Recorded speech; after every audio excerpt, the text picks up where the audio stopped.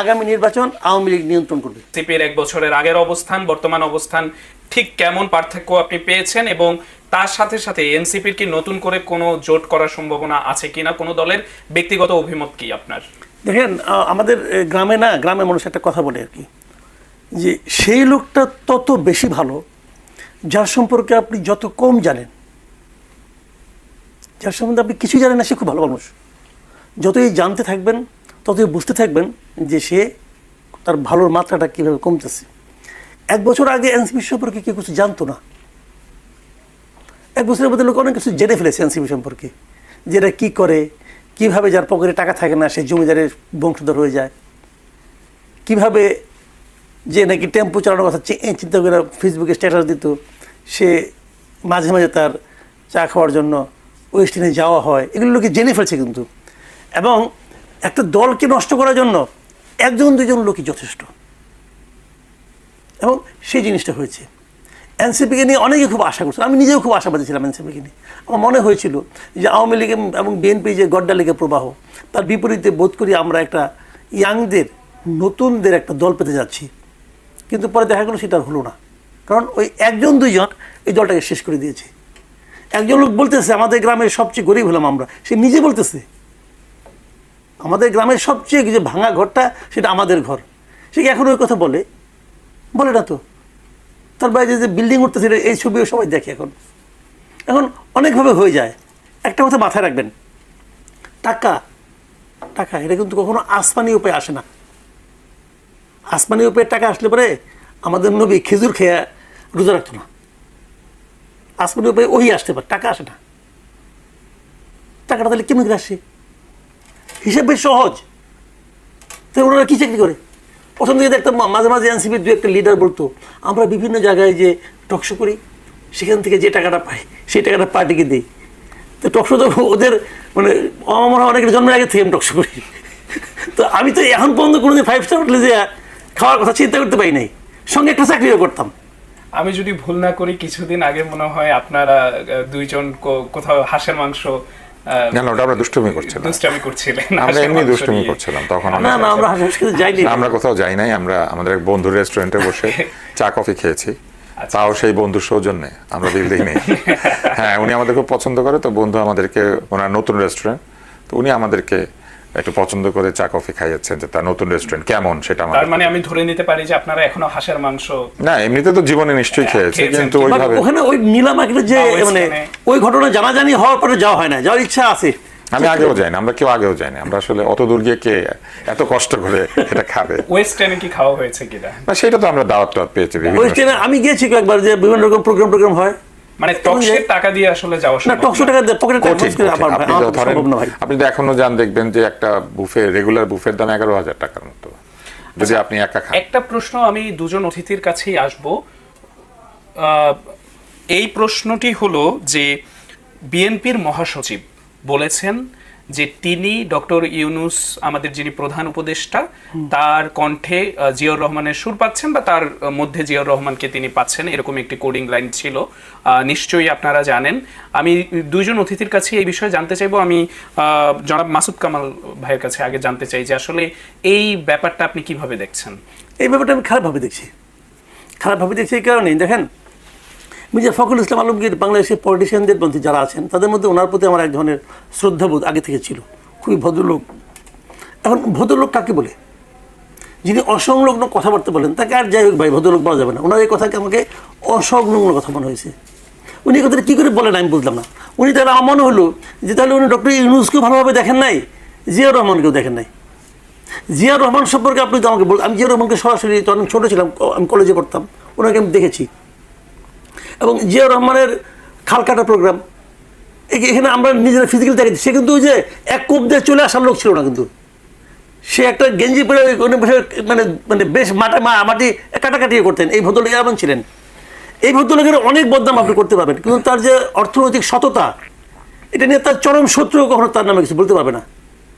আজকে আমাকে একজন লোক ফোন করে বললো আর কি, লন্ডন থেকে। সে বলতেছে তার বাড়ি হলো নওগাঁ। সে বলতো নওগাঁর আত্রাই উপজেলায় একটা গ্রামের পাশে একটা খাল আছে, ওই খালটা জিয়াউর রহমান কাটছিলেন। কাটার পর সেখানে নাম হয়ে গেছে জিয়া খাল, এখন আছে ওই খালটা। 91 ক্ষমতা আসার পর নাকি ওরা সংস্কার করার জন্য বেগম জিয়া ওখানে গিয়েছিলেন। তো উনি বলছিলেন যে ওনার বাবা রেফারেন্স বলছে, আমার বাবা ছিল ওখানে। তো ওই খাল কাটার পর দুপুরে খাওয়া দাওয়ার আয়োজন করছিল ওখানকার ডিসি। সেখানে খাওয়া দাওয়ার সময় ব্যাপক আয়োজন ছিল। আয়োজন দেখে জিয়াউর রহমান জিজ্ঞাসা করছিলেন, এই যে খাওয়া দাওয়ার আয়োজনটা করছিলেন টাকাটা কোথেকে আসছে? তো ডিসি বলছিল এটা সরকারি তহবিল থেকে আসছে। তখন উনি বলছিলেন যে সরকারি তহবিলের টাকা তসরুপ করার অধিকার তো আপনারও নাই, আমারও নাই, এটা কেন করছেন? এবং উনি ওখানে খান নাই, এটা জিয়াউর রহমান। আর ডক্টর ইউনূসকে, যিনি নাকি 104 জন নিয়ে যায় জাতিসংঘে যায়, যাদের তার 2 মেয়ে আছে। সংখ্যা নিয়ে মনে হয় একটা 104 না হয় 102 হবে, 62 ওনারা বলতেছেন কি আমি জানি না, আমার কাছে 104 জনের লিস্টই আছে। সম্পূরক একটা প্রশ্ন করতে চাই, আপনি দীর্ঘদিন সাংবাদিকতা করছেন, বিভিন্ন দেশেরই প্রধানমন্ত্রী বা প্রধানরা জাতিসংঘে সফরে যান, সেখানে কি আসলে পরিবারকে নিয়ে যায় তারা, এরকম কোনো নজির আছে কিনা? বা না, যায় একদম যাবে না তা না, যাবে না, কেন যায় তো। বিদেশ ভ্রমণের সময় পরিবারের লোকজনকে নিয়ে যায়, কিন্তু সেখানে মনে করেন এক দঙ্গল লোক নিয়ে যায় না, হয়তো তার মানে ক্লোজ, হয়তো ওয়াইফকে নিয়ে যায়। ওয়াইফ হলে মানে নারী হলে অনেক সময় হাজব্যান্ডকে নিয়ে আসেন, অথবা হয়তো মানে যদি ওয়াইফ না থাকেন তাহলে তো মেয়েকে নিয়ে যান। এই পর্যায়ে এটা খুবই লিমিটেড, কিন্তু পুরো পরিবার পরিজন নিয়ে হাজির হওয়ার ঘটনা আমি খুব একটা দেখছি বলে মনে হয় না। থাকতেও পারে, আমি বলতে পারবো না। কিন্তু এখন নিয়ে গেলে এগুলো তো সরকারি টাকা তো ভাই, এগুলো তো জনগণের টাকা তো না, এগুলো তো জনগণের টাকা। এই লোকগুলোর মানে আপনার প্রতিদিন তাদের কিন্তু আপনার হাত খরচ দিতে হয়েছে গভর্নমেন্টকে, এত 5 স্টার হোটেলে রাখতে হয়েছে। তো এগুলো তো ব্যয়বহুল কাজ। সবচেয়ে বড় কথা হলো জানেন, এই টাকা দিয়ে দেশ উন্নত হয়ে যাবে, এই টাকা দিয়ে দেওয়ার কারণে দেশ একদম ফকির হয়ে যাবে, বিষয়টা কিন্তু সেরকম না। বিষয়টা হলো কি, আপনার মানে মতলবটা কি, আপনার আচরণটা কি। আপনি মনে করেন একজন লোক না খেয়ে আছে ভাই, একজন লোক না খেয়ে আছে ধরা যাক, আপনি না খেয়ে থাকলে তার তো পেট ভরবে না, ভরবে না, কিন্তু তার সামনে যখন আপনি পোলাও করবার খাওয়া শুরু করবেন, তখন কি হবে, ওই লোকটার প্রতি আপনার ফিলিংসটা কী ধরনের, আপনি ওটাকে কীভাবে মূল্যায়ন করছেন, সেটা কিন্তু প্রকাশিত হতে থাকে। আপনি কেন যাবেন এত লোক নিয়ে? আপনার ওখানে মনে করেন আপনার প্রায় 32 জন 33 জন গেছে আপনার সিকিউরিটি। ভাই আমেরিকায় যে সিকিউরিটি কী করবে? যখন এই ধরনের ঘটনা ঘটে তখন লোকাল যে সিটি থাকে, সিটি পুলিশ সব কিছুর দায়িত্ব নেয়। তো ওনারা সিকিউরিটি কী করবে, কেন নেবে সে? এগুলো যুক্তি বলে লাভ নাই। এইটা আপনার এই যে আপনার গেল আপনার কি এই যে জেনারেল অ্যাসেম্বলি, এগুলো তো ইন্ডিয়ার প্রাইম মিনিস্টার যাই নাই, তো কি হয়েছে? একেবারেই স্পষ্ট উত্তর পেয়েছি জনাব মাসুদ কামাল আপনার কাছে আবারও ফিরবো নতুন প্রশ্ন নিয়ে। আমি যেতে চাই জনাব তুষার আপনার কাছে একই প্রশ্ন, বিএনপির মহাসচিবের বক্তব্যের আপনার অভিব্যক্তি জানতে চাই, আর আরেকটি ছোট্ট করে আপনার প্রশ্ন জুড়ে দিতে চাই যে আপনি কয়েকটি জায়গায় একাধিক জায়গায় বলেছেন যে আপনার কাছে জনপ্রিয় প্রতীক মনে হয় স্মার্টফোন। সেই জায়গাটা থেকে এনসিপি কেন বারবার সাপলাতি ঠেকছে, মানে এই জায়গাটা এটা তো আপনি এনসিপিকে জিজ্ঞেস করবেন। একজন কেন বাজারে গেলে কাঁচকলা না কিনে লাউ কিনতে চায়, তো সে বলবে, আমি কেমনে বলবো? এটা তো আমার পক্ষে বলা সম্ভব না। একজন গণমাধ্যম বিশেষজ্ঞ, আপনি যদি বাজারে যান, আপনার প্রিয় ফল যদি হয় লাউ, আপনি কাঁচা কলা কিনছেন না, এটা কি আমি আপনার জিজ্ঞেস, মানে আপনি না বললে আমি কেমনে বুঝবো আপনি কেন লাউ কিনতে পছন্দ? এবার আসি আমি উত্তরটা দিই। প্রথমে যে আপনি স্বতন্ত্র নিয়ে একটা প্রশ্ন করেছিলেন না, আরেকটা অদ্ভুত বিষয় লক্ষ্য করবেন, এই স্বতন্ত্র প্রার্থীদেরকে যে 2000 বা ক্ষেত্র বিশেষে 3000 ওই এলাকার ভোটারদের সংখ্যার উপরে নির্ভর করে। তো এই যে ভোটগুলি যে নিয়ে আসতে হয় সাইন সহ, এটি কিন্তু আমাদের ভোটের সিস্টেমের এক ধরনের সঙ্গে সাংঘর্ষিক। কেননা কিছু ভোটার আপনাকে সমর্থন আগেই দিয়ে দিচ্ছেন সাইন করে, কিন্তু ভোট তো গোপন। আপনার প্রার্থীরা যারা সমর্থন করছেন তারা কি আপনাকে ভোট দিবেন না? এক অর্থে তারা আপনার ভোটারই, কিন্তু এই জন্য আপনার প্রার্থীরা সমর্থন করেছেন তারা। তো আগেই আপনি কিছু লোকের ভোটের খবর নিয়ে নিচ্ছেন যে এই লোকের এই 2000 সমর্থক আছে। আরও মজা আছে, এই 2000 ভোট কালেক্ট করতে তার পয়সা খরচ হয় না। একজন লোক নমিনেশন পাওয়ার পরে পয়সা খরচ করবে, যে হচ্ছে দলীয় প্রার্থী, আর আরেকজন লোক স্বতন্ত্র দাঁড়াবে বলে নমিনেশন পাওয়ার আগেই তাকে পয়সা খরচ করে আসতে হবে। কয়েক হাজার ভোট, ফটোকপি, এতগুলা লোকজনের সিগনেচার, এত কাগজ, এগুলো নিয়ে জমা দিতে হবে কেন? আমি স্বতন্ত্র দাঁড়ানোর কারণে আমি অপরাধী? আমি কোনো দল করি না, আমি যে দল চাঁদাবাজি করে মনে করেন সেই দলে আমি নাই। একটু জানতে চাই, অন্যান্য দেশে আসলে স্বতন্ত্র, অন্যান্য দেশে আমার কোনো মাথা ব্যথা নেই, আমি জানি না, মনে করেন আপনার টকশোর সময় নষ্ট হবে। এবার পরের প্রশ্নে আসি। আপনি আমাকে কি জিজ্ঞাসা করেছিলেন যে মির্জা ফখরুল ইসলাম আলমগীর সাহেব জিয়াউর রহমানের কথা শুনতে পেয়েছেন বা এরকম কিছু একটা হয়তো বলেছেন। আমি ওনার বয়স এবং ওনার অভিজ্ঞতার কথা বিবেচনা করে ওনাকে আমি অনেক ছোটবেলা থেকে চিনি, কারণ আমি ওনার পারিবারিকভাবে বিতর্ক আন্দোলনের সাথে যেহেতু যুক্ত ছিলাম, ওনার পরিবারে আমার যাতায়াত ছিল একটা সময়, আর কিছু কিছু সময় আর কি। তো এই জন্য আমি তাকে ছোটবেলা থেকে চিনি, উনি যখন ইন্দিরা রোডে থাকতেন। তো আমি দেখেছি উনি অত্যন্ত সজ্জন ব্যক্তি, কখনোই মুখ ফসকে কথা বলেন না। আমার ধারণা উনি আসলে বলতে চেয়েছিলেন যে এই বক্তৃতার মধ্যে অনেক কথা আছে যেটা জিয়াউর রহমানের বক্তৃতার মধ্যে থাকতো, কিন্তু এটা বলতে গিয়ে উনি বলে ফেলেছেন যে উনি জিয়াউর রহমানের কথাই শুনতে পাচ্ছেন। এটা আসলে একটু মিস ইন্টারপ্রিটেশন হয়েছে বলে আমার কাছে মনে হয়েছে। হয়তো বা উনি এটা মিন করে থাকতে পারেন, কেননা কোনো সুস্থ মানুষ এই কথা বলবেন না যে জিয়াউর রহমানের ছায়া বা জিয়াউর রহমানকেই শোনা যাচ্ছে, এরকম আক্ষরিক না বলার কারণ, মানে আক্ষরিক অর্থে এটা কেউ বলবেন না। এর কারণ হচ্ছে আপনি জিয়াউর রহমানকে হয়তো দেখেন নাই, আমি দেখেছি, আমি বঙ্গবন্ধু শেখ মুজিবুর রহমানকেও দেখেছি। ফলে এই কিছুদিন আগে ইনোভেশন একটা জরিপ করেছে, সেই জরিপে বাংলাদেশে এখনো এই দুইজন নেতা সবচেয়ে জনপ্রিয় মানুষের কাছে। নিশ্চয়ই তাদের কোনো কারণ আছে, নইলে এই দুজন কেন জনপ্রিয়। আপনি একটা বিষয় মনে রাখতে হবে, মুক্তিযুদ্ধের কথা আপনি দিয়ে শুরু করেছিলেন না এই টক শোটা। মুক্তিযুদ্ধের সময় যারা রেডিও শুনেছে তারা কিন্তু জানে যে একজন ব্যক্তির কণ্ঠস্বর কেমন, তার সাহস কেমন। এবং মুক্তিযুদ্ধের সময় সেক্টর কমান্ডার এবং জেড ফোর্সের একজন প্রধান, আরও দুটি ফোর্স ছিল আপনি জানেন, তো তিনটা ফোর্সের একটা ফোর্সের প্রধান, তার যে যুদ্ধের সময় কাজ, যুদ্ধের পরে তার বীরুত্তম খেতাব অর্জন, এরপরে 7ই নভেম্বর পরবর্তীকালে রাষ্ট্রীয় জীবনে তার যে ভূমিকা, এই সব কিছু বিবেচনায় নিলে এবং তার বক্তৃতা যারা শুনেছে, তাকে যারা দেখেছে, তাতে করে আমার কখনোই মনে হয় না যে আক্ষরিক অর্থে শারীরিকভাবে কিংবা বক্তৃতার কণ্ঠে কিংবা বক্তৃতার কন্টেন্টে কোনোভাবেই তার সঙ্গে তুলনা করা আসলে খুব একটা সমীচীন না, বা কেউ মনে করবে না। কিন্তু আমার ধারণা উনি ওইটাই বলেছেন। কেন বলেছেন আমি আপনাকে বলি। বঙ্গবন্ধু শেখ মুজিবুর রহমান এবং রাষ্ট্রপতি জিয়াউর রহমান দুইজনই প্যালেস্টাইন ইস্যুতে অত্যন্ত কঠোর ছিলেন। আমাদের বাংলাদেশের পাসপোর্টে কিন্তু আমরা বহু বছর ধরে লিখে রেখেছিলাম যে এই পাসপোর্ট ইসরায়েলে প্রবেশ করবে না, এবং যতদিন দক্ষিণ আফ্রিকাতে বর্ণবাদ ছিল, আমাদের পাসপোর্ট কিন্তু দক্ষিণ আফ্রিকাও নিষিদ্ধ ছিল। এই বিষয়ে কিন্তু অগ্রণী ভূমিকা পালন করেছিলেন শেখ মুজিবুর রহমান, কারণ ইসরায়েল কিন্তু আমাদেরকে স্বীকৃতি দিতে চেয়েছিল। এই স্বীকৃতি কিন্তু প্রত্যাখ্যান করা হয়েছিল।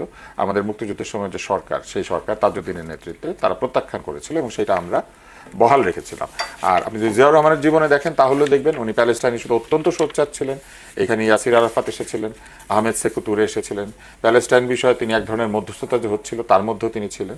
ফলে প্যালেস্টাইন ইস্যুতে এইবারও এই বক্তৃতার মধ্যে পূর্ব জেরুজালেমকে রাজধানী করে, যদিও এটা পশ্চিমাদের প্রস্তাব, প্যালেস্টাইনের 2 স্টেট ফর্মুলা, এটা কথা আমাদের প্রধান উপদেষ্টা বলেছেন। শুধু এই জায়গাটিতে আমার কাছে মনে হয়েছে যে হ্যাঁ, প্যালেস্টাইনের পক্ষে বাংলাদেশের যে অবস্থান, সেই অবস্থানটা এখনও রয়েছে। এই জায়গাতে হয়তো খানিকটা বক্তৃতায় মিল খুঁজে পাওয়া যেতে পারে। এছাড়া আর কোথায় মিল আছে? শারীরিক শক্তিতে তো অবশ্যই মিল নাই, কারণ আমাদের আগের যে দুজনের কথা আমি বললাম, তারা কিন্তু একজন 55 বছর বয়সে এবং আরেকজন তার চেয়েও কম বয়সে নিহত হয়েছেন।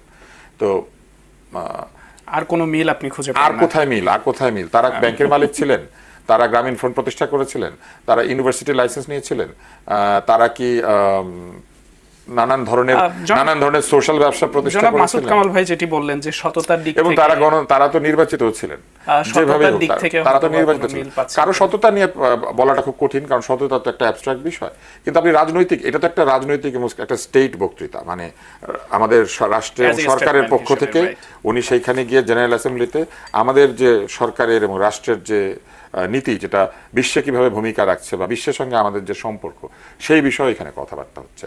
তো সেই কথাবার্তার মধ্যে আমার কাছে মনে হয়েছে কথা তো রাষ্ট্রের কথা একই ধরনেরই হবে, কিন্তু আপনি যদি কারিশমার দিক থেকে চিন্তা করেন, আপনি যদি কণ্ঠস্বরের দিক থেকে চিন্তা করেন, আপনি যদি শারীরিক আকৃতির জায়গা থেকে চিন্তা করেন, অথবা রাজনৈতিক যে কমিটমেন্ট, সেই সব জায়গা থেকে চিন্তা করেন, তাহলে কোনোভাবেই আসলে ওই মাপের রাজনীতিবিদ বা ওই মাপের একজন নেতার সঙ্গে এই মুহূর্তে কেউ তুলনীয় না। আমি জনাব মাসুদ কামালের কাছে যাব। আপনার কাছে আমার খুব সংক্ষেপে আমি উত্তরগুলো জানতে চাই। কয়েকটি প্রশ্ন আছে।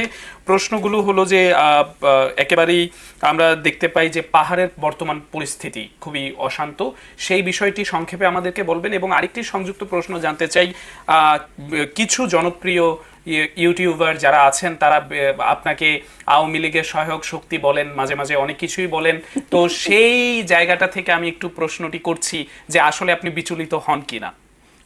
শোনেন, কে কি বলবে না বলবে তার ব্যাপার, আপনি বিচলিত হওয়ার কি আছে? এটা তার বুদ্ধিমত্তা, তার রুচি, তার জ্ঞান দিয়ে তারা বলবে। আমাকে অনেক কিছু বলবে। আমি যে রাস্তা দিয়ে আসলাম, এখন মনে করেন আমাকে অনেক কিছু বলতে পারে, তা আমি কী বলবো? আমার বলার কিছু আছে?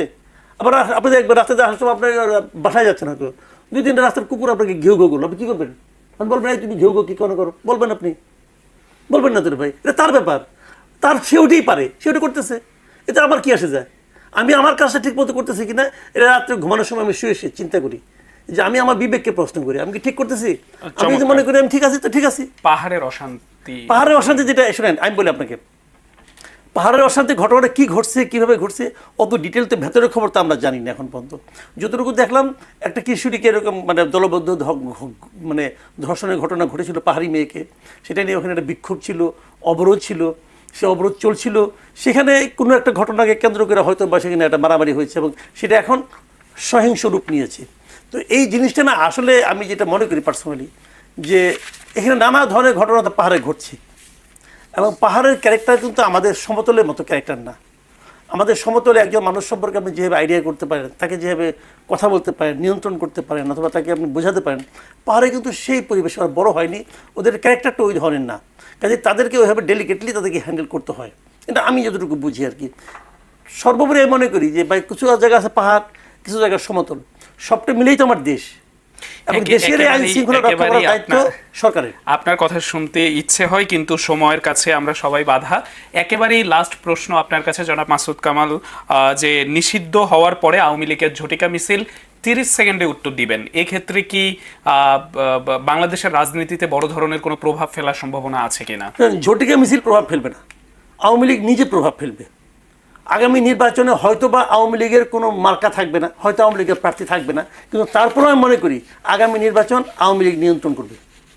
ধন্যবাদ জনাব মাসুদ কামাল। আমি জনাব আব্দুল নূর তুষার আপনার কাছে বেশ সংক্ষেপে, একেবারেই সংক্ষেপে জানতে চাই, রাজনীতির বাইরে যে একটি প্রশ্ন করতে চাই। আপনি ব্রাজিলের একজন সমর্থক, 2026-এর বিশ্বকাপে ব্রাজিলকে কি অবস্থায় দেখতে চান বা আপনার কি মনে হয় সেটি জানতে চাই। আর পাহাড়ের অশান্তি নিয়ে যদি আপনার কিছু বলার থাকে। আমি সবসময় ব্রাজিল না শুধু এই যে দক্ষিণ আমেরিকার যে ফুটবল, সেই ফুটবলের খুবই ভক্ত, কারণ তারা ছন্দে ফুটবল খেলে এক ধরনের, তাদের পাওয়ার প্লে কম, তাদের ফুটবল অনেক শিল্পিত ছিল। কিন্তু এখন কিন্তু ফুটবল সারা পৃথিবীতে একই রকম হয়ে যাচ্ছে, কেননা ফিজিক্যাল অ্যাডভান্টেজ এবং পাওয়ার ব্যবহার করা এই জিনিসগুলি আসলে প্রমাণিত হয়েছে যে এগুলো বেশি উপযোগী ওই ছন্দবদ্ধ দুর্বল শরীরের ফুটবলের জায়গায়। তো সেই জন্য আমি মনে করি যে এখন আসলে ফুটবলে খুব একটা তফাৎ নাই, দুই দিকেরই ইউরোপিয়ান এবং আমেরিকান ফুটবলে প্রায় কাছাকাছি চলে এসেছে। এবং যেহেতু দক্ষিণ আমেরিকা ফুটবলাররা সবাই ইউরোপে খেলে, ইউরোপের লিগগুলিতে, ফলে তাদের খেলার মধ্যে অনেক ক্ষেত্রে ইউরোপিয়ান ছাপ চলে এসেছে। তো এখন আর আমি ছন্দবদ্ধ কিছুর জন্য করি না, ছোটবেলা থেকে ব্রাজিলের ভক্ত, কারণ তখন ব্রাজিল অনেক জিতত, যে কারণে আপনাদের জেনারেশনে আর্জেন্টিনা খুবই মানুষ পছন্দ করে, কারণ আর্জেন্টিনাকে জিতে রেখেছে। আপনাদের জেনারেশনে অনেকে আর্জেন্টিনার ভক্ত, কেউ কেউ পর্তুগালের ভক্ত, কেউ কেউ ফ্রান্সের, কারণ বাচ্চারা শিশুরা যাকে জিততে দেখে তার পক্ষে চলে যায়। আমার ছোটবেলা আমি দেখেছি ব্রাজিল জিতে আর্জেন্টিনা জিতে, তো ব্রাজিল বেশি জিতেছে, আর্জেন্টিনা কম। আর্জেন্টিনা প্রথম আমি দেখলাম যে ওই যে 74 সালে মারিও কেম্পেসের গোলে জার্মানিকে হারিয়ে চ্যাম্পিয়ন হলো, যেটা আমার দেখার কি প্রথম। তো সেইটা দেখার পরে আমার কাছে মনে হয়েছে তখনও তো ব্রাজিল 3টা বিশ্বকাপ জিতে জুয়েলারি কাপ তাদের কাছে নিয়ে গেছে, এরপর ব্রাজিল আরও 2টা বিশ্বকাপ জিতেছে, আরও 2টা ফাইনালে উঠেছে। তো এরকম দেখে আমি পছন্দ করছি। সক্রেটিসকে আমার খুব ভালো লাগতো, সক্রেটিস ডাক্তারি পড়তো, আমিও ডাক্তারি পড়বো বলে তখন ভাবতাম। সক্রেটিসকে আমার খুব ভালো লাগতো। আপনি জানেন কিনা জানি না, সক্রেটিস একদম অত্যন্ত সমাজ সচেতন রাজনীতিবিদ ছিলেন। উনি কিন্তু রাজনীতি করতেন এবং ক্ষমতায় যান নাই কখনো, কিন্তু উনি রাজনীতি করতেন জনমানুষের জন্য। ব্রাজিলে কিন্তু তখন একনায়কতন্ত্র ছিল, এবং যখন মারিও কেম্পেসের গোলে আর্জেন্টিনা জিতে, তখন কিন্তু আর্জেন্টিনা তো একনায়কতন্ত্র চলছে, স্বৈরাচার ছিল। কারণ আর্জেন্টিনিয়ানরা কিন্তু স্বৈরাচার দূর করে বলে নাই স্বাধীনতা 3.5, হ্যাঁ, আর ব্রাজিলিয়ানরাও কিন্তু একনায়কতন্ত্র দূর করে বলে নাই যে স্বাধীনতা 5.6। আমাদের একেবারেই অনুষ্ঠানের সময় শেষ, লাস্ট 10 সেকেন্ড পাহাড়ের অশান্তি নিয়ে। পাহাড়ের অশান্তি অনেক দিনের, এই অশান্তি তো এই জায়গাতে তৈরি হয়নি, এখন যা হচ্ছে এগুলো দীর্ঘদিনের অত্যাচার বঞ্চনার ফলাফল। আপনি নিশ্চয়ই জানেন যে কাপ্তাই বিদ্যুৎ কেন্দ্র যখন তৈরি করা হয়েছিল, বিশাল জনগোষ্ঠীকে বাস্তুচ্যুত করা হয়েছিল এবং তারা ঠিকমতো ক্ষতিপূরণ পায় না। এবং সেইখান থেকে যখন বাংলাদেশ স্বাধীন হলো, স্বাধীনতার পরে এক ধরনের রাজনৈতিক বিভেদ এবং সেই যে পুরনো যে একটা ক্ষত, সেগুলা দূর করার চাইতে বরং ধীরে ধীরে সেগুলো বাড়তে শুরু করলো। পরে কিন্তু বিভিন্ন সরকার চেষ্টা করেছেন এটা দূর করার জন্য, কিন্তু এটা সম্ভাবনার বড় কারণ হচ্ছে এই ধরনের অসুবিধায় কিন্তু এক ধরনের বহিঃশক্তির ইন্ধন আমরা জানি আছে। এইসব কারণে আমার মনে হয় যে এটা বন্ধ করার জন্য পাহাড়িদেরকে আমাদের বন্ধু ভাবতে হবে, যারা পাহাড়ে থাকেন তাদের সুবিধা অসুবিধাগুলো বুঝতে হবে, কিন্তু তাদেরকেও বুঝতে হবে যে তারা বাংলাদেশের বাইরে না, এবং বাংলাদেশের প্রয়োজনে তাদেরকেও কিছু কিছু ত্যাগ স্বীকার করতে হবে।